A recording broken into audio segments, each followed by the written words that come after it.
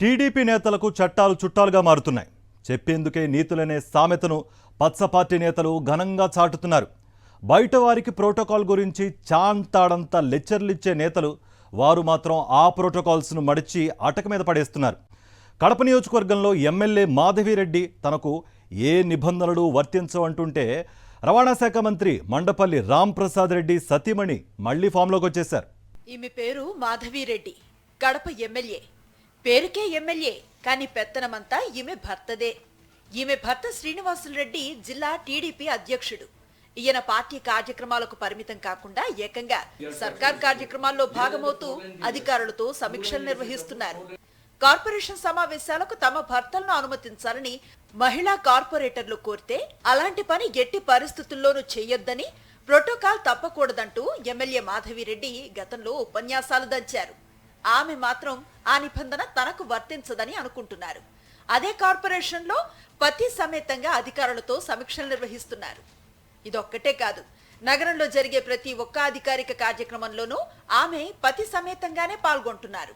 ఒక రాజకీయ పార్టీ నేతకు ఎలా ప్రోటోకాల్ ఇస్తారంటూ ప్రశ్నించాల్సిన అధికారులు కూడా టీడీపీ జిల్లా అధ్యక్షుడు శ్రీనివాసరెడ్డికి జీ హుజూర్ అంటున్నారు. ఏకంగా మున్సిపల్ కమిషనర్ పక్కన కూర్చొని మరీ భార్యాభర్తలిద్దరూ సమీక్షలు చేస్తూ ఉండటమే దీనికి నిదర్శనం. కడప ఎమ్మెల్యే మాధవిరెడ్డి దగ్గర నుంచి రాయచోటి ఎమ్మెల్యే మంత్రి రాంప్రసాద్ రెడ్డి దగ్గరకు వద్దాం. ఈయన పేరు చెప్పగానే అందరికీ గతంలో జరిగిన ఓ ఘటన వెంటనే గుర్తొస్తుంది. మరొక్కసారి మంత్రి గారి భార్య ఎలా రెచ్చిపోయారో చూడండి.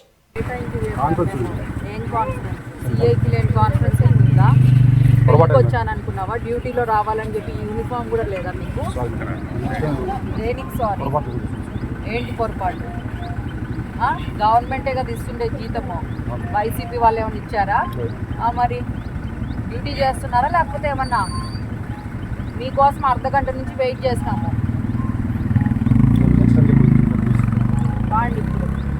విన్నారుగా, జులై నెలలో మంత్రి మండిమల్లి రాంప్రసాద్ రెడ్డి భార్య ప్రదర్శించిన దర్పం. అప్పుడే అధికారం వచ్చింది. ఆ వెంటనే ఒక పోలీస్ అధికారిని పట్టుకొని నోటికొచ్చినట్లు మాట్లాడారు. ఈ ఘటన అప్పట్లో వివాదాస్పదం కావడంతో రాంప్రసాద్ రెడ్డి సతీమణి గారు కాస్తంత తగ్గారు. అయితే ఆమె మళ్లీ ఫామ్లోకి వచ్చారు. అన్నమయ్య జిల్లాలో మంత్రికి బదులుగా ఆమె అధికారిక కార్యక్రమాల్లో పాల్గొంటున్నారు. ఇది ప్రోటోకాల్ కు విరుద్ధం అని చెప్పాల్సిన అధికారులు కూడా కిమ్మనకుండా మెన్నకుండిపోతున్నారు. వ్యవసాయ శాఖ ఆధ్వర్యంలో జరిగిన పొలం పిలుస్తోంది కార్యక్రమంలో ఆమె పాల్గొనటం అందరినీ ఆశ్చర్యపరుస్తోంది. అంతా మా ఇష్టం, మమ్మల్ని అడిగేదెవరు అనే తీరుగా టీడీపీ ప్రజా ప్రతినిధులు నేతలు వ్యవహరిస్తూ ఉండటం అందరినీ విస్మయానికి గురిచేస్తోంది. ఏ నియోజకవర్గంలోనూ వారు ప్రోటోకాల్ పాటించడం లేదు. వైఎస్ఆర్సీపీ నుంచి గెలిచిన ప్రజా ప్రతినిధులనైతే వెంట్రుక ముక్కతో సమానంగా చూస్తున్నారు.